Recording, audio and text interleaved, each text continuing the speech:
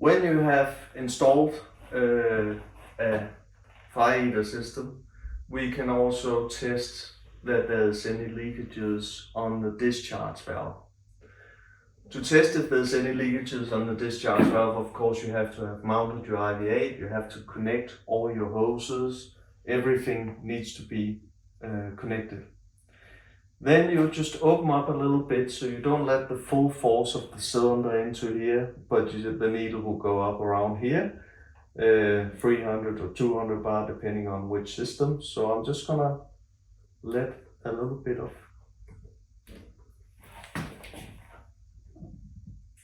air in, or gas. And then I'll just leave it open for a little bit. I haven't opened it completely. I'm just gonna close it again. And then normally you should leave it a little while, maybe a few minutes, because there's a cold, hot difference inside.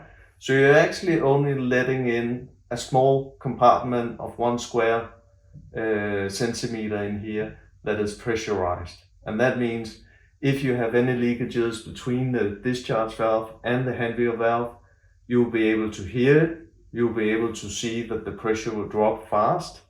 If you have any leakages inside of this valve, you'll also be able to see that. So now we've left it for a little while, then we'll just open it again and we'll give it a little twitch. And then I can close it, and then according to the datasheet, you leave this for 6 hours. And if you can see a significant pressure drop, you need to check the O-ring, you need to check the piston, maybe you need to reset the valve. It has been thorough tested from fire eater side, so there shouldn't be any leakages on. So the most common leakage you can find would be that O-ring sitting between the discharge valve and the hand wheel valve. And then you just simply replace that, and then you're good to go. So this gives you the ability to test for leakages before putting this system into service. When you have left it here for 6 hours, you can now go and open up the full force of the cylinder. And remember, when you open it up, you just turn it a halfway back, so it's not standing in a complete open situation here. So this can test for leakages.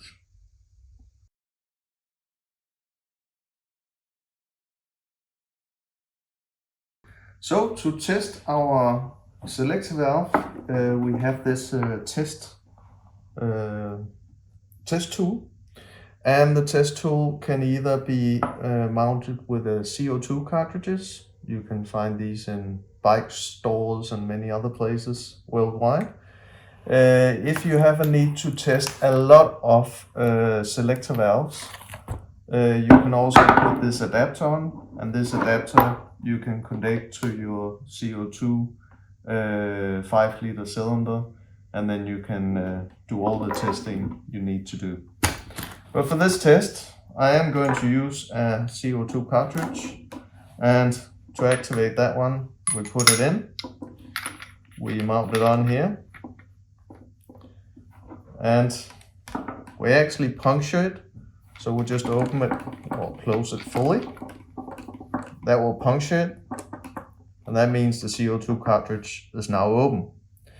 But this is still closed. We'll put this onto the test tool or test port,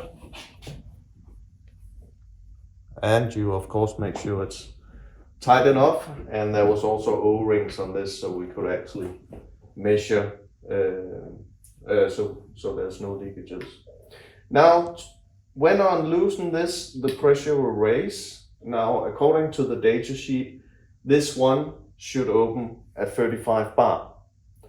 So I will slowly make it raise until 35, but if it opens before, I know that the Selector valve will open according to the standard.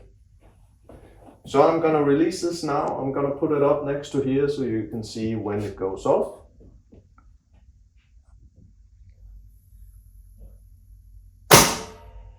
So that was before 30, I think it was about 28 and it went off. Now the pistons here have been activated from each side.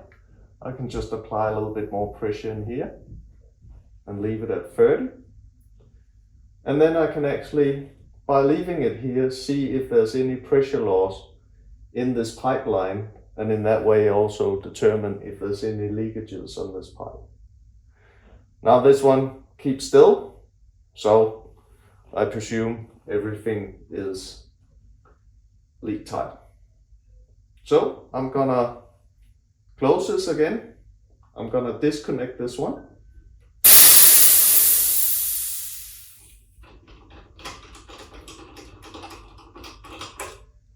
And of course I have to reset my selector valve.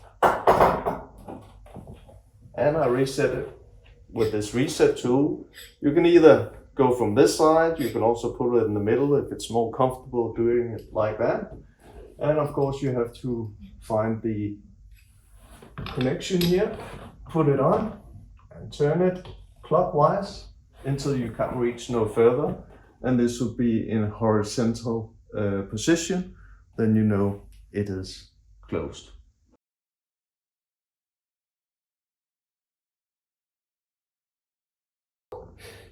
On a selector valve system, we also have some testabilities.